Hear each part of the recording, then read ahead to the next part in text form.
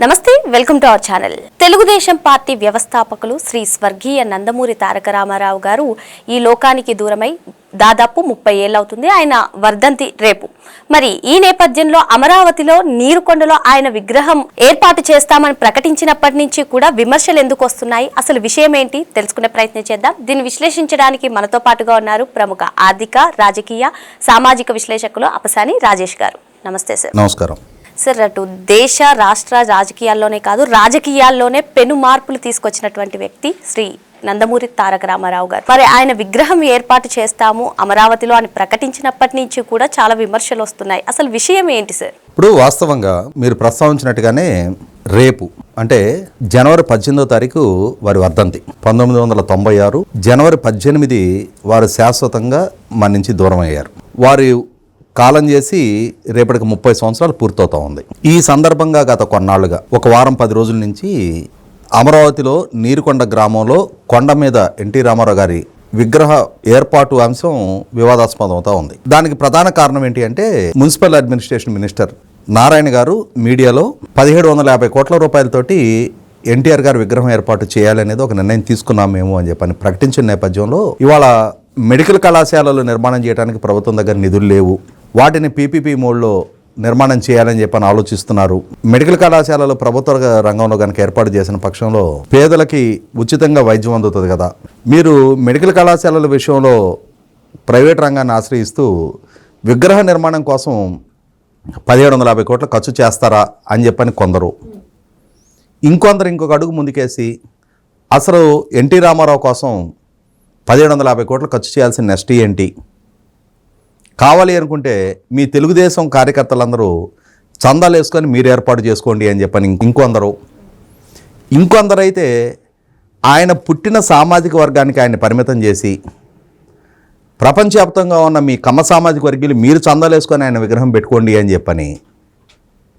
అంటే నారాయణ గారు ఇచ్చిన ఒక స్టేట్మెంటు రామారావు గారిని చివరికి ఆయన సామాజిక వర్గానికి పరిమితం చేసి వ్యాఖ్యలు చేసే స్థాయికి ఈ విమర్శలు పెరిగిపోయినాయి. అది ఎంత ఎక్స్ట్రీమ్కి వెళ్ళినాయి అని అంటే దాని కాన్సిక్వెన్సెస్, సైడ్ ఎఫెక్ట్స్. ఈరోజు విజయనగరం జిల్లాలో సీతారాంపురంలో ఎన్టీఆర్ గారి విగ్రహానికి అపచారం కలిగిస్తూ విగ్రహాన్ని ధ్వంసం చేశారు. ఎవరయ్యా ఈ ధ్వంసం చేసింది అని చెప్పని అనుమానితులను అరెస్ట్ చేస్తే వాళ్ళు వైసీపీ కార్యకర్తలు. అంటే ఈ విమర్శలు, ఈ ప్రచారాలు చివరికి ఆయన వర్ధంతి సందర్భంగా ఆయన్ని గౌరవించుకోవాల్సిన స్థానంలో ఆయన విగ్రహాలు ధ్వంసం చేసే స్థాయికి రాష్ట్ర రాజకీయం దిగజారుతూ ఉంది. అసలు ఎన్టీ రామారావు గారి పట్ల అంతటి ద్వేషాన్ని వెలిబుచ్చి ఇప్పుడు నారాయణ గారు పూర్తిస్థాయి డిపిఆర్ రెడీ కాకుండానే అసలు ఆ 1750 కోట్ల రూపాయలు కేవలం విగ్రహ ఏర్పాటుకి ఖర్చు చేయబోతా ఉన్నారా, లేదు అక్కడ ఇంకా ఏమైనా ఏర్పాట్లు జరగబోతా ఉన్నాయా, అసలు ఆ ప్రాజెక్టు సమగ్ర వివరాలేంటి, ఏ రూపంలో నిధుల సమీకరణ జరగబోతుంది, ఇట్లాంటి వివరాలతో కూడి ఆయన ఒక ప్రెస్ మీట్ పెట్టుంటే బాగుండేది. అవేమీ స్పష్టం చేయకుండా ఆయన కేవలం విగ్రహం గురించి మాత్రమే ప్రస్తావించడంతో ఈ అంటే ఒక అలజడికి కారకమైంది. మనం ఇక్కడ ఒక అంశం గుర్తు చేసుకోవాలి. మన దేశంలో మనం రోడ్డు మీద ప్రయాణించేటప్పుడు మన రోడ్డు పక్కన వివిధ ప్రాంతాల్లో చాలామంది విగ్రహాలు ఉంటాయి. వాళ్ళు ఎవరు ఏంటనేది చాలామంది గురించి మనకు తెలియదు. మనం ఆ ట్రాఫిక్లో మూవ్ అయ్యేటప్పుడు మన వెహికల్ ఆపో లేదు మనం అక్కడ నిలబడో ఆ విగ్రహం ఎవరు ఏంటని ఆ శాసనం చదివితే మనకు వాళ్ళ గురించి కొంత అవగాహన రావచ్చు. చాలామందిని అయితే అసలు మనం గుర్తు కూడా పట్టం. కొన్ని ప్రాంతాల్లో అంటే ఎవరి మెమొరబుల్గా ఏ విగ్రహం ఏర్పాటు చేసినా వాళ్ళ కంట్రిబ్యూషను ఆ సొసైటీకో ఆ ప్రాంతానికో ఎంతో కొంత ఉంటేనే ఒక విగ్రహ ఏర్పాటు జరుగుద్ది. కొందరు ఏమవుతుందంటే వాళ్ళ కుటుంబ పెద్దల విగ్రహాలు ఏర్పాటు చేసుకుంటారు. కొందరు ఆ ప్రాంతంలో సమాజంలో పరివర్తనకో సమాజ సేవ చేసిన స్థానిక నాయకుల విగ్రహాలు ఏర్పాటు చేసుకుంటారు. కొందరు కళాకారులు, కొందరు కవులువి విగ్రహాలు ఏర్పాటు చేసుకుంటారు. కొందరు స్వాతంత్ర సమరయోధుల విగ్రహాలు ఏర్పాటు చేసుకుంటారు. కొందరు చరిత్ర పురుషుల విగ్రహాలు ఏర్పాటు చేసుకుంటారు. ఇదే క్రమంలో కొందరు సామాజిక వర్గ ప్రముఖుల విగ్రహాలు ఏర్పాటు చేసుకుంటారు. అలా ఏర్పాటు చేసుకొని మనం చూస్తుంటాం, చాలా విగ్రహాలు రోడ్ల మీద కనిపిస్తూ ఉంటాయి. ఈ ఏర్పాటు ఒక్కొక్కసారి ట్రాఫిక్ ప్రతిబంధకంగా కొన్ని ఉంటాయి, కొందరికి అభ్యంతరకరంగా కొన్ని విగ్రహాలు ప్రతిష్ఠ జరుగుతూ ఉంటుంది. దీని మీద మొదటి నుంచి ఒక పాలసీ అడాప్ట్ చేసుకోవాలి, ఎవరి విగ్రహాలు ఏర్పాటు చేయాలి అనేది ఒక చట్టపరమైన నిర్ణయం తీసుకోవాలి అనేది అందరూ లేవనెత్తున్న అంశమే.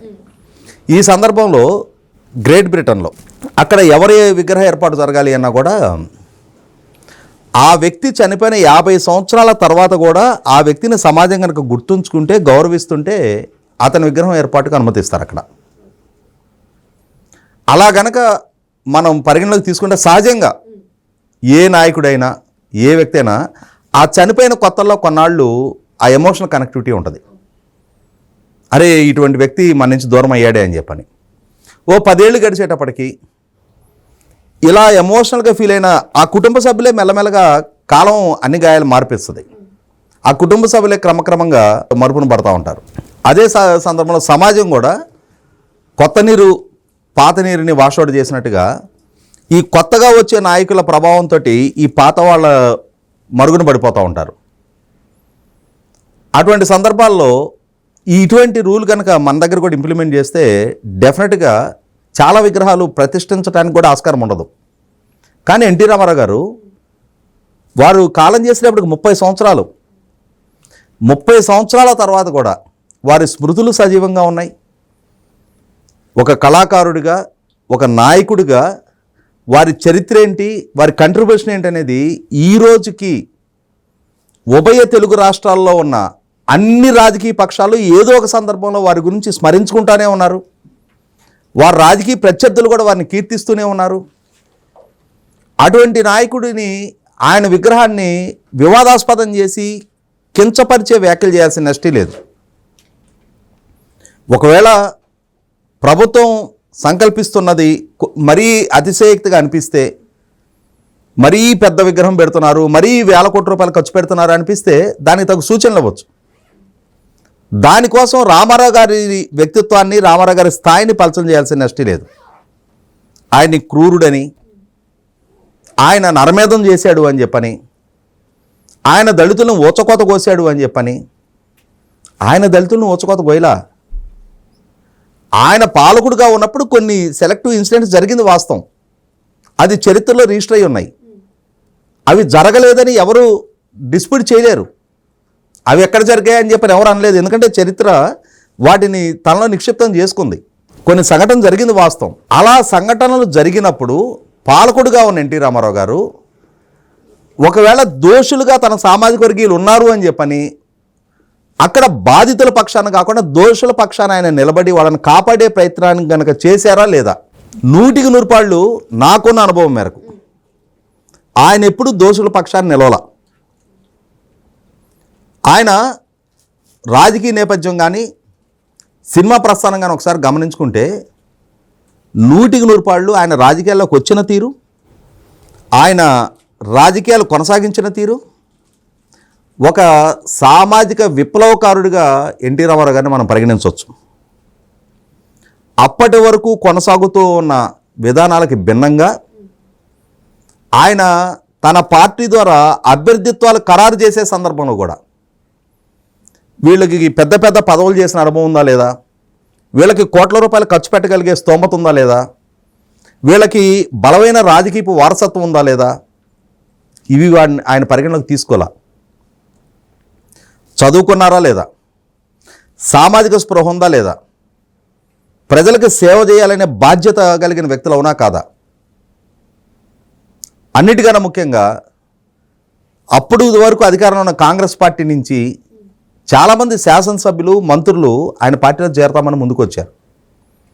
మీ పార్టీ ద్వారా సంక్రమించిన పదవులకు రాజీనామా చేస్తే నా పార్టీలోకి రండి అని కండిషన్ పెట్టాడు ఆయన. అలా ఆయన నిర్దేశించిన కండిషన్కు లోబడి నాదెండ్ల భాస్కరరావు గారు, మహేంద్రనాథ్ గారు వాళ్ళ పదవులకు రాజీనామా చేసి ఆయన పార్టీలోకి వచ్చారు. వాళ్ళనే తీసుకున్నాడు ఆయన. అలాగే ఆయన అభ్యర్థిత్వాలు ఖరారు చేసే సందర్భంలో కూడా ఒక లైవ్ ఎగ్జాంపుల్ చెప్తా. ఇదే సీట్లో నేను ఆ వైపున ఈ వైపున గతంలో తెలంగాణ తెలుగుదేశం పార్టీ అధ్యక్షులుగా పనిచేసిన కాసాని జ్ఞానేశ్వర్ గారు ఉన్నారు. ఆయన ఇంటర్వ్యూ చేసే బాధ్యత నాకు అప్పచెప్పారు. ఇదే స్టూడియోలో నువ్వు కూర్చున్న సీట్లో నేను కూర్చున్న సీట్లో కాసాని జ్ఞానేశ్వర్ గారు ఉన్నారు. ఆయన నాకు ఒక అభ్యర్థిత్వం గురించి ఒక ఆసక్తికరమైన విషయం చెప్పారు. డాక్టర్ చంద్రశేఖర్ గారు అని చెప్పని వికారాబాద్ నుంచి 5 సార్లు నెగ్గారు. ఆయన మంత్రిగా పనిచేశారు. 1983లో తెలుగుదేశం పార్టీ ఆవిర్భావ ప్రకటన వచ్చిన సందర్భంలో ఆయన రామారావు గారి అభిమాని. ఆయన మిత్రులు ఎన్టీ రామారావు గారి సినిమా రిలీజ్ అయితే అది చూడటానికి సిటీకి వచ్చారు. వాళ్ళు సినిమా చూసిన తర్వాత ఒక ఇరానీ కేఫ్లో టీ తాగడానికి కూర్చున్నారు. కూర్చున్నప్పుడు న్యూస్ పేపర్ చదువుతున్నారు. ఎన్టీ రామారావు గారు పార్టీ ఏర్పాటు చేస్తున్నారు.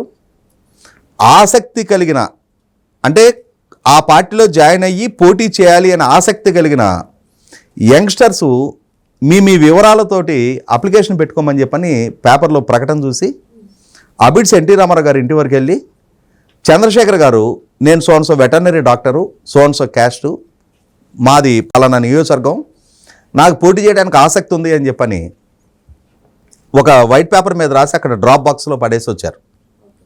విషయం ఏంటంటే ఆయనకి ఇంటికి ఫోన్ కూడా లేదు. వాళ్ళ ఇంటికి సమీపంలో ఉన్న ఒక బ్యాంకు ల్యాండ్లైన్ నెంబరు, పీపీ అంటారు, అంటే ఆ ఫోన్కి కాల్ చేస్తే వాళ్ళు ఈయన్ని పిలుస్తారు. ఆ రోజుల్లో గ్రామీణ ప్రాంతాల్లో అందరికీ ఫోన్ సౌకర్యం కూడా లేదు.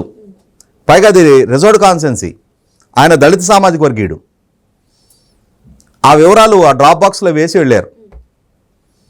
మరుసటి రోజు బ్యాంక్ నుంచి ఈయన ఇంటికి కబురు వచ్చింది, మీకు ఫోన్ వచ్చింది రండి అని చెప్పని. ఆయన పరిగెత్తుకుంటూ వచ్చి ఫోన్ తీసుకుంటే అవతల వైపు ఎన్టీ రామారావు గారు ఉన్నారు. ఏం బ్రదర్, మీ వివరాలు ఇక్కడ నమోదు చేసి వెళ్ళారు, మీకు పోటీ చేయాలని ఆసక్తి ఉందా? ఉందండి అన్నారు. చూసాం మీ వివరాలు, మీరు డాక్టర్, ఎంత ఖర్చు పెట్టుకోగలుగుతారు మీరు అని అడిగారంట. ఒక 1000 రూపాయలు పెట్టుకోగలను అన్నారంట. 1000 రూపాయలు పెట్టుకోగలరా అన్నా అంట. పెట్టుకోగలను అన్నా అంట. 1000 రూపాయలు సరే రండి అని చెప్పని ఆయన హైదరాబాద్ పిలిచి ఆయన భుజం మీద ఒక చెయ్యేసి ఫోటో దిగి, మీ పని మీరు చేసుకోండి, మీరు ప్రచారం చేసుకోండి అని చెప్పని పంపించారు. బీఫామ్ ఇచ్చారు. ఆయన నెగ్గారు. 5 సార్లు చట్టసభలకు ఎన్నికయ్యారు. సుదీర్ఘకాలం మంత్రిగా కొనసాగారు. అంటే ఒక సామాన్య గ్రామీణ ప్రాంత చదువుకున్న యువకుడిని ఐడెంటిఫై చేసి ఆయన ఇచ్చిన అవకాశం ఒక నాయకుడిని రాష్ట్రానికి అందించింది. ఇది ఆ వికారాబాద్ నియోజకవర్గానికి పరిమితం కాల. చాలామంది గ్రామీణ ప్రాంతాలకు సంబంధించిన బడుగు బలహీన వర్గాల నుంచి కొత్త తరం నాయకత్వాన్ని ఆయన పెంచారు.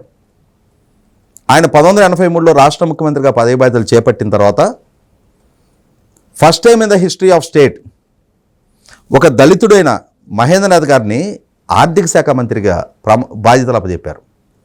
అప్పటి వరకు ఆర్థిక శాఖ దళితుడికి ఎప్పుడూ ఎవరు అప్పచెప్పలా. అటువంటి రామారావు గారిని దళిత వ్యతిరేకిగా చిత్రీకరిస్తూ ఉన్నారు. ఇక్కడ గమనించుకోవాల్సింది ఆయన మహిళలకి ఇచ్చిన ప్రాధాన్యత. 2015 సంవత్సరంలో పార్లమెంటు 2019లో 19 ఎన్నికలకు ముందు పార్లమెంటు ద్వారా దేశంలో ఉన్న మహిళలకి తండ్రి ఆస్తిలో సమాన హక్కు కల్పిస్తూ ఒక చట్టం చేశారు. దానికి 3.5 దశాబ్దాల ముందు ఎన్టీ రామారావు గారు రాష్ట్రంలో ఉన్న మహిళలకి ఆ హక్కు కల్పిస్తూ ఒక చట్టం చేశారు. అలాగే మహిళా విద్యకు ప్రాధాన్యత ఇస్తా పద్మావతి మహిళా యూనివర్సిటీ ఏర్పాటు చేశారు. వైద్య విద్యకు ప్రాధాన్యత ఇస్తా first time in the history of country health education కోసం ఒక హెల్త్ యూనివర్సిటీ ఏర్పాటు చేశారు ఆయన. తెలంగాణ ప్రాంతంలో సమాజానికి ఒక పెనుభూతంగా ఉన్న పటేల్ పట్వారీ వ్యవస్థను ఆయన రద్దు చేశారు. అలాగే పరిపాలనా సంస్కరణలో భాగంగా తాలూకాలు సమితుల్ని రద్దు చేసి మండల వ్యవస్థను అందుబాటులోకి తీసుకొచ్చారు. పేదవాడికి పట్టెడు అన్నం తినే వెసులుబాటు ఉండాలి అని చెప్పని 2 రూపాయలకి కిలో బియ్యం ఇచ్చారు ఆయన. దేశంలోనే మొట్టమొదటిసారిగా వృద్ధులు వితంతువులకి పెన్షన్ సౌకర్యం అమలు చేశారు. పేదవాడికి ఒంటి నిండా కట్టుకొని బట్ట ఉండాలి, అదే సందర్భంలో చేనేత కార్మికుడికి చేతి నిండా పని ఉండాలి అని చెప్పని చేనేత కార్మికుల నుంచి ప్రభుత్వం ద్వారా వస్త్రాలు కొనుగోలు చేయించి సబ్సిడీ ధరకి 25 రూపాయలకి జనతా వస్త్రాల పేరిట పేదలకి చీరలు పంచెలు అందించారు ఆయన. అలాగే అప్పటి వరకు అమల్లో ఉన్న పూరిళ్ల స్థానంలో పక్కా ఇళ్ల నిర్మాణం చేసిన మొట్టమొదటి పాలకుడు ఎన్టీ రామారావు గారు. ఇలా ఎన్టీ రామారావు గారి గురించి చెప్పుకోవాలంటే అన్నిటికన్నా ముఖ్యంగా తెలుగు భాషకి తెలుగు జాతికి జాతీయ స్థాయిలో ఒక గుర్తింపు గౌరవం తీసుకొచ్చే నాయకుడు ఎన్టీ రామారావు గారు. ఆయన ముఖ్యమంత్రిగా పదవి బాధ్యతలు చేపట్టే నాటికి దక్షిణాది మొత్తాన్ని మద్రాసీలు అనేవాళ్ళు. మేము మద్రాసీలు కాదు, మాది ఆంధ్రప్రదేశ్, కోట్ల మంది మాట్లాడే తెలుగు భాష మాదొక యునిక్ ఐడెంటిటీ మాకుంది అని చెప్పని చెప్పినా ఎవరు వినేవాళ్ళు కాదు, పరిగణలోకి తీసుకునేవాళ్ళు కాదు. అరే చల్ ఆప్ సబ్ మద్రాసీ అనేవాళ్ళు.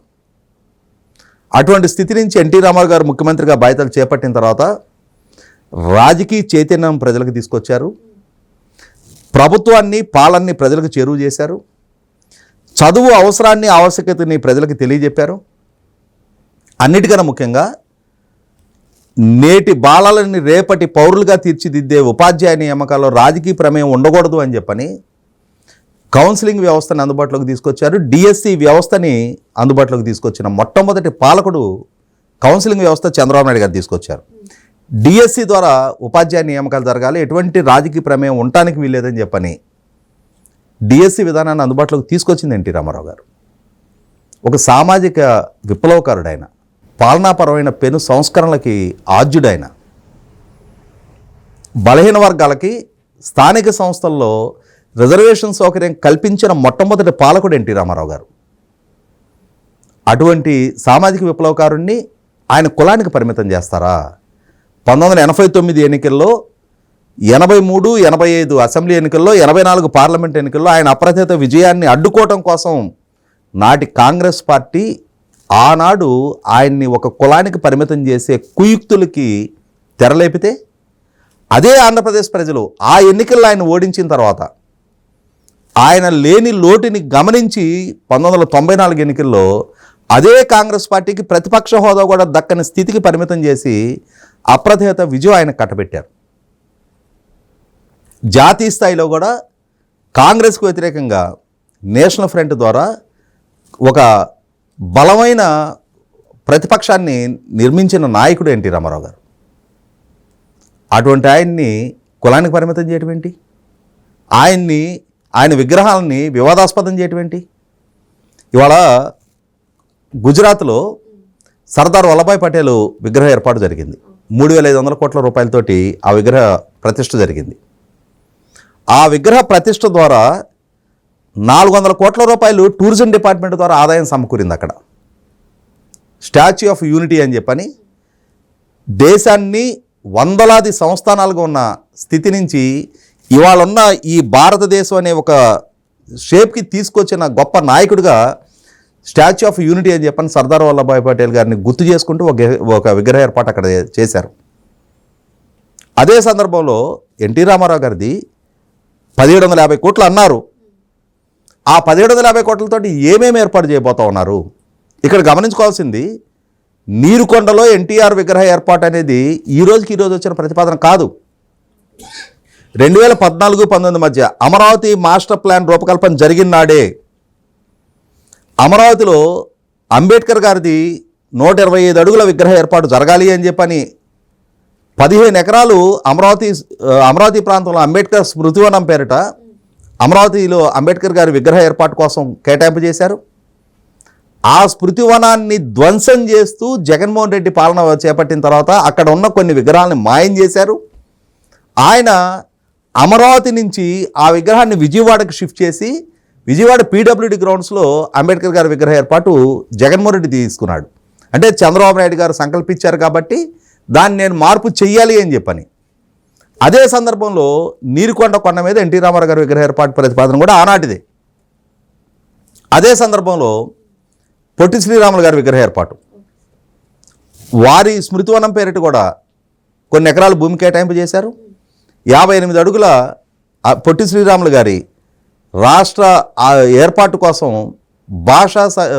దేశంలోనే భాషా ప్రయుక్త రాష్ట్రాల ఏర్పాటుకి అమరజీవిగా మారిన పొట్టి శ్రీరాములు గారిని గుర్తు చేసుకోవాల్సిన బాధ్యత ప్రతి తెలుగువాడిది అని చెప్పని. మన దురదృష్టం ఏంటి అంటే పొట్టి శ్రీరాములు గారు అనగానే ఆర్యవయసులకు సంబంధించిన ఆయన, అల్లూరి సీతారామరాజు గారు అనగానే క్షత్రియులకు సంబంధించిన ఆయన. అంటే ఒక దౌర్భాగ్య స్థితికి మనం దిగజారుతూ ఉన్నాం. దేశానికి రాజ్యాంగాన్ని అందించిన అంబేద్కర్ గారిని దళితులకు సంబంధించిన ఆయన, ఎన్టీ రామారావు గారు అనగానే కమ్మవారికి సంబంధించి. అంటే చదువులు పెరుగుతూ ఉన్నాయి, సామాజిక స్పృహ పెరగాల్సిన దగ్గర సామాజికంగా సంకుచిత ధోరణితో ఆలోచించే స్థాయికి మనల్ని మనం దిగజార్చుకుంటున్నాం. వాళ్ళు ఈ సమాజానికి ఏం కంట్రిబ్యూట్ చేశారు, వాళ్ళ పాలన వల్ల, వాళ్ళు తీసుకున్న నిర్ణయాల వల్ల సమాజం పురోగమించిందా తిరోగమించిందా అన్న దిశగా ఆలోచన చేయకుండా 100కి 100 పాళ్ళు తెలుగు జాతి ఉన్నంత కాలం తెలుగు జాతికి ఈ గుర్తింపు గౌరవం తీసుకొచ్చినందుకు ఎన్టీ రామారావు గారికి సదా రుణపడే ఉంటాం. మొట్టమొదట తెలుగువాడి ఆత్మగౌరవాన్ని దేశానికి చాటి చెప్పే నాయకుడు ఆయన. అటువంటి నాయకుడు ఇవాళ 30 సంవత్సరాల తర్వాత కూడా ఏ రాజకీయ పార్టీ అయినా సరే కొన్ని సందర్భాల్లో కేసీఆర్ గారి సభలో ఎన్టీ రామారావు గారిని గుర్తు చేసుకుంటారు. కాంగ్రెస్ పార్టీ కొన్ని సందర్భాలు గుర్తు చేసుకుంటూ ఉంటుంది. వైసీపీ పార్టీ కొన్ని సందర్భాలు గుర్తు చేసుకుంటూ ఉంటారు. తెలుగుదేశం పార్టీ నిరంతరం గుర్తు చేసుకుంటూనే ఉంటారు. అటువంటి ఎన్టీ రామారావు గారి శత జయంతి సందర్భంగా రాష్ట్రపతి గారి చేతుల మీదుగా వారి స్మృత్యర్థం ఒక నాణ్యాన్ని విడుదల చేశారు, స్టాంపులు విడుదల చేశారు. అటువంటి రామారావు గారి విగ్రహ అంశాన్ని వివాదాస్పదం, ఇన్ని కోట్ల అవసరమా అనే అంశాన్ని గురించి చర్చించడాన్ని నేను తప్పుపట్టను. కానీ ప్రభుత్వపరమైన క్లారిటీ రాకముందే ప్రభుత్వం మేము సంకల్పిస్తున్న ప్రాజెక్టు డిపిఆర్ ఇది, మేము ఇక్కడ ఈ అంశాల కోసం ఈ ఖర్చు పెట్టబోతా ఉన్నాము అనే పూర్తి స్థాయి వివరణ రాకముందే దాన్ని రామారావు గారి వ్యక్తిత్వాన్ని పలచన చేయటం కోసం ఇంకా ఒక అడుగు ముందుకేసి వారి వ్యక్తిత్వాన్ని కూడా పలచన చేస్తూ సంకుచిత చౌకబారు కామెంట్లు, చౌకబారు పోస్టులు సోషల్ మీడియా ద్వారా ప్రచారం చేస్తూ ఉన్నారు. ఇది 100కి 100 ఆక్షేపణీయం. ఈ సంకుచితపు ధోరణులు, ఈ సంకుచితపు ప్రచారాలకు పాల్పడే వాళ్ళ వ్యక్తిత్వం స్థాయి ఏంటనేది ఆయన వ్యక్తిత్వాన్ని ప్రశ్నార్థకం చేసే ముందు మొట్టమొదటి మిమ్మల్ని మీరు పునఃపరిశీలన చేసుకోండి ఒకసారి. 100కి 100 పాళ్ళు తెలుగు జాతి ఉన్నంత వరకు బ్రిటన్లో సంకల్పించినట్టు అక్కడ ఉన్న రూల్ ప్రకారం 50 సంవత్సరాల తర్వాత కాదు, 100 సంవత్సరాల తర్వాత కూడా రామారావు గారి పేరు చిరస్మరణీయంగా తెలుగు జాతి నోట పలుకుతూనే ఉంటుంది. అటువంటి రామారావు గారి వ్యక్తిత్వాన్ని పలచన చేయాలని చెప్పనే ప్రయత్నం 100కి 100 పాళ్ళు ఖండనీయం, గర్హనీయం. మరో అంశంతో మళ్ళీ కలుద్దాం. Thank you sir.